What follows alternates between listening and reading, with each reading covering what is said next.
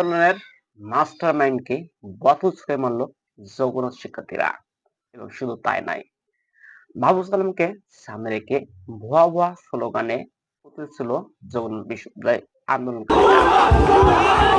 অবশেষে মাহফুজ আলম সেখানে কথা বলবো না বলে আমি কথা বলবো না চলে যাওয়ার সাথে সাথে ভুয়া ভুয়া স্লোগানটা তীব্র আকার ধারণ করে।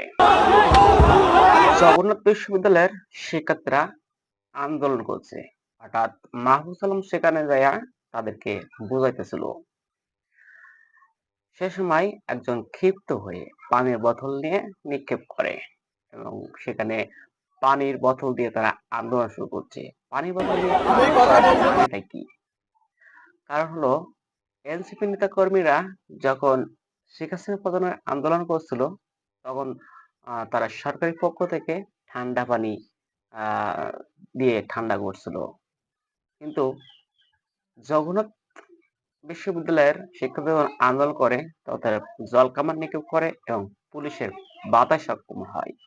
তখন তারা পানির খালি বোতলের নিয়ে আন্দোলন করছে এবং বিভিন্ন গানে গানে তারা আন্দোলন কর্মসূচি পালন করছে। তাদের দাবি তারা ক্যাম্পাস চাই এবং 70% ক্যাম্পাসের ফিজার যাদের মধ্যে ক্যাম্পাস না তৈরি করে দিবে। তাদের একটি যৌক্তিক দাবি মেনে নেওয়া হচ্ছে না, পুলিশ দিয়ে বাধা এবং জল কামান দিচ্ছে।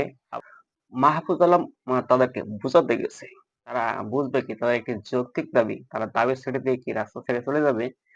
বুঝতে চায় না, বরঞ্চ তাদের ভুয়া ভুয়া স্লোগানে আহ মুখে পড়ে মাহফুজ আলম এবং বোতল নিক্ষেপ এবং অবশেষে কথা বলবো না বলে চলে যায়।